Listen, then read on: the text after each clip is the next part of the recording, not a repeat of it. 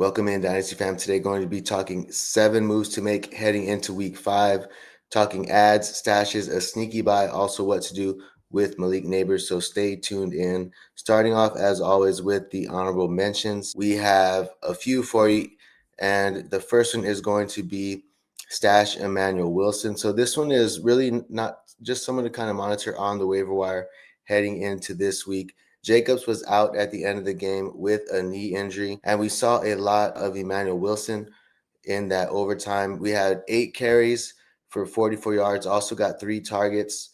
In those 3 targets, turned them into 3 receptions for 37 yards. So the Packers are on a bye, but this is someone just to kind of watch. Keep him started in your players tab. Someone that you can stash if you miss out, or you can also just star him. Keep him in mind for later in the week. And the next one is going to be add Brandon Cooks. Has been increasing his snap share since week 1, guys, and he leads New Orleans in routes run this week with 34 routes to Olave's 33. Overtakes Shakir as the wide receiver 2 there.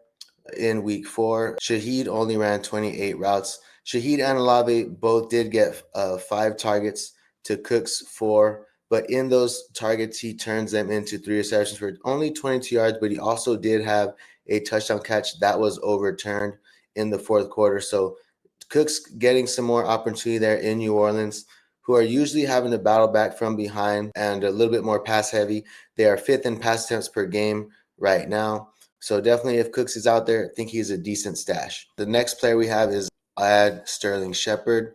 Evans is out with a hamstring injury, and it's reported he's going to miss multiple games. Shepard ran the 3rd highest routes behind Egbuka and Olave. They both ran 40 and 41 routes to Shepard's 32. He gets 4 targets, only 2 receptions for 14 yards, but he also gets a rush attempt for 6 yards. So Shepard, if he's out there, I think he's a decent stash, or someone just to kind of keep queued up.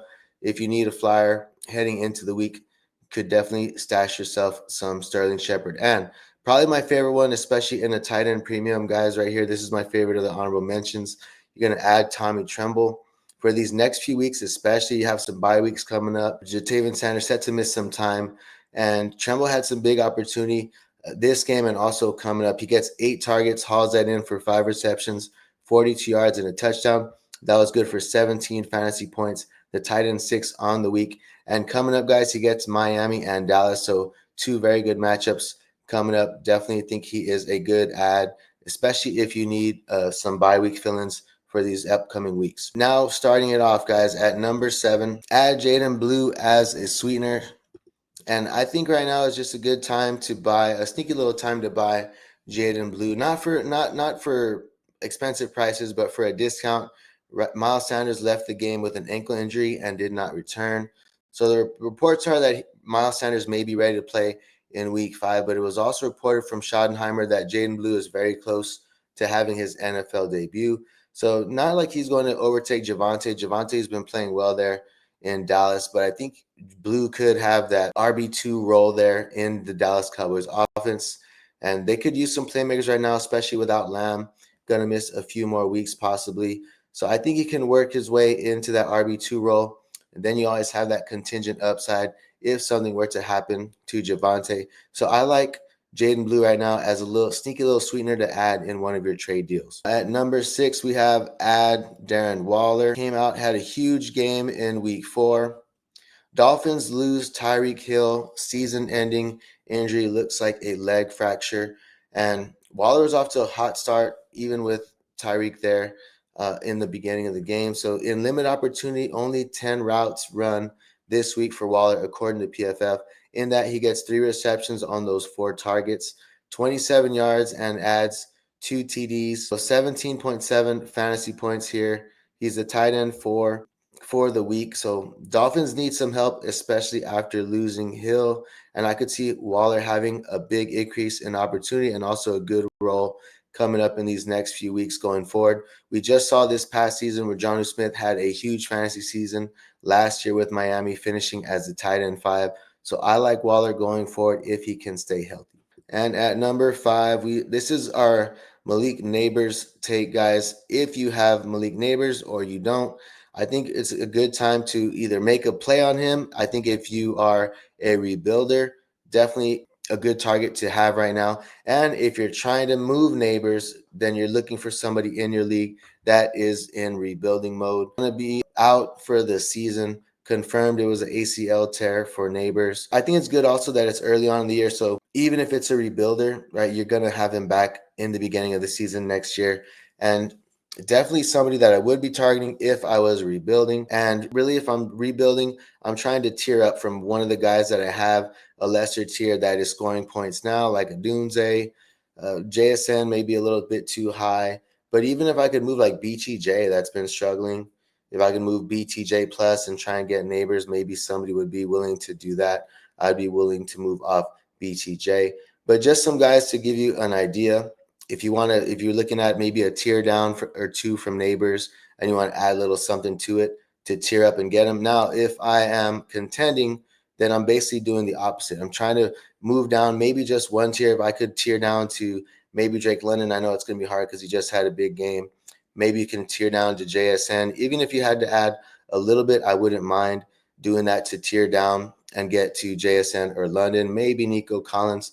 Also, the other guy is if you could maybe get BTJ at a plus, that'd be the inverse. Maybe you get BTJ plus and you can haul off Nabers depending on the plus. But just some options for you if you have Malik Nabers. Even maybe if you go for a running back, if you wanted to look at Henderson, who hasn't really done much yet, if you can get Henderson and a receiver and throw in Nabers, I definitely wouldn't mind that as well, depending on the receiver. So some options for you guys if you had Malik Nabers like I did and you are looking at seeing what you can do with him. So if you guys are enjoying the video, guys, be sure to like and subscribe, join our Discord and all our social media links. We'll have our rankings update coming up probably this week, so stay tuned for that.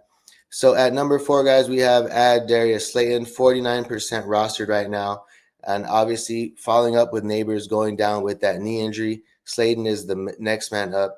He runs 22 routes in that he gets 4 targets, 3 receptions for 44 yards. Now, it's looking like the Giants are a little bit more run heavy right now with Scatterbo, but they have New Orleans next week. And then following that, guys, they're going to have Philly, Denver, and Philly again. Now, I would assume that they're playing from behind in those games. I think those would be more pass-friendly game scripts for them. And Dart looked pretty good in his season debut. He looked very poised, like he was ready for that NFL stage. They had a good game against the Chargers. So I think that Slayton is definitely worth the stash, especially with those matchups coming up. At number 3, we have Kenny Gainwell, 43% rostered. Now, he's been on our videos already before, but now Jaylen Warren's dealing with an injury. And Kenny G came in, got 41 of the 52 snaps out of RB. Caleb Johnson was active, but he was really not very much of a factor. Gainwell gets 19 carries to Caleb Johnson's 6, also runs 18 routes to Caleb Johnson's 5. He gets all 3 of the goal line touches as well as all 6 of the third down touches. That leads to 19 carries for 99 yards and 2 tutties. On 6 targets, he gets 6 receptions for 35 yards. Steelers are on bye in week 5, so Warren does have some time to come back. But if this is the upside for Kenny G, he definitely should be rostered in Dynasty leagues. Now at number 2, this is a speculative add or stash, and it is stash Sean Tucker, 47% rostered. Bucky's supposedly getting an MRI. I don't know what the injury was or what happened to Bucky, but I read that he is getting an MRI done. He did finish the game, but this is just a speculative add. Sean Tucker could be in line for some opportunity going forward if something were to happen to Bucky Irving, if he were to miss some time. So we know that Tampa kind of works in those 2 backs. We've seen Rachaad White get some work, but he's not been very efficient in the past. So if Bucky were to be out, I think Tucker could get some opportunity and some touches in that backfield. So someone to stash for now until we have further news. And if it turns out to be nothing, right, you can always just put him back on the waivers. But worth the dart throw right now heading into week 5. Now at number 1, add Zavier Scott from the Minnesota Vikings. He is still only 26% rostered. I think we've talked about him twice already on the show. Comes out this week, and he had a big game as far as in the receiving game. 6 receptions on 8 targets. Goes for 43 yards and a touchdown. Not much on the ground, but you have a good defense in Cleveland coming up. You know, this game they were playing from behind. They fell behind early with Carson Wentz. So they were a little bit more pass heavy, trying to come back from behind, but they also got a good defense coming up in Cleveland. And then they have a bye. But what we've seen from the receiving game with Minnesota, Mason only 3 targets in the past 2 games. He had 0 last week and then 3 this week.